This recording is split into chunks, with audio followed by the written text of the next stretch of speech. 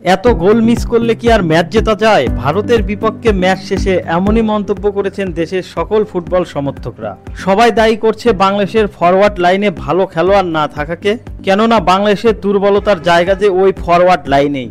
বাংলাদেশের local striker দিয়ে যেই অভাবটা পূরণ সম্ভব হচ্ছে না, আর সেই জন্যই আগামী জুন মাসের মধ্যে বাংলাদেশ দলে আরও বিদেশি ফুটবলার ইনক্লুড করাতে চান ফেডারেশন সভাপতি তাবিত আওয়াল। সভাপতি তাবিত আওয়াল আবারও ফাহমিদুলকে দেশে ফিরিয়ে নিয়ে আসবেন, এটা জোর দিয়েই বলা যায়। কেননা ফাহমিদুলের মতো ফিনিশারকে দল থেকে বাদ দিয়ে কত বড় বিপদে পড়েছিল কোচ কাবরেরা, সেটা সবাই টের পেয়েছে। সবচেয়ে বড় কথা, প্রথমত ইউরোপিয়ান ফুটবলের গতির সাথে যে ফাহমিদুল খুব ভালো অভ্যস্ত, দ্বিতীয়ত 90 মিনিট ম্যাচ খেলার মতো পুরোপুরি স্ট্যামিনা তার আছে, সেটা অন্যান্য প্লেয়ারের মধ্যে নেই। তৃতীয়ত ফাহমিদুলের গতি, ডিবলিং, পাসিং সবকিছুই পারফেক্ট। ইটালিয়ান চতুর্থ ডিভিশনে খেলা যে কোনো ফুটবলের মধ্যে এই স্কিলগুলো থাকবে। এর চেয়ে বড় ব্যাপার, ফাহমিদুল ভার্সেটাইল প্লেয়ার, যে কোনো পজিশনে কোচ তাকে খেলাতে পারবে। বিশেষ করে হামজা যেসব লং পাস করে, সেগুলো বোঝা বা বল রিসিভ করার মতো অ্যাবিলিটি একমাত্র ফাহমিদুলেরই আছে।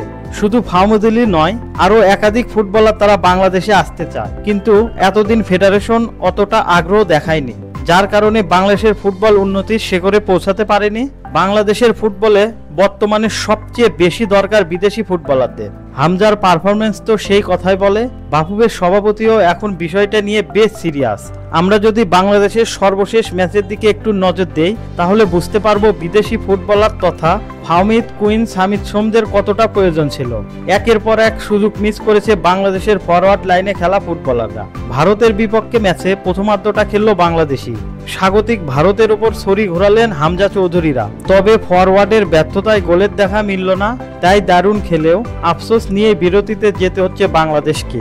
প্রথম সুযোগটা একেবারে প্রথম মিনিটেই পেয়ে গিয়েছিল বাংলাদেশ। একবার ভেবে দেখুন, জনির জায়গায় যদি ফাহমিদুল অথবা কুইন সুলিভানদের একজন থাকতো, তাহলে কি এত সহজ গোলগুলো মিস হতো? নিশ্চয়ই না। তারা এই সকল হাফ চান্সগুলোকে কাজে লাগিয়ে ঠিকই গোল আদায় করে নিত। মূলত এইসব দুর্বলতা থেকে বের হয়ে আসতে বাফুফের সভাপতি আগামী জুন মাসের আগেই একাধিক বিদেশি ফুটবলারকে দলে ফেরাতে চায়। ফেডারেশনের এমন সিদ্ধান্ত যদি বাস্তবায়ন হয়, তাহলে বলাই যায় দেশের ফুটবল উন্নতির শিখরে পৌঁছে যাবে। প্রিয় দর্শক, আমাদের ভিডিওটি ভালো লাগলে অবশ্যই একটা লাইক দেবেন।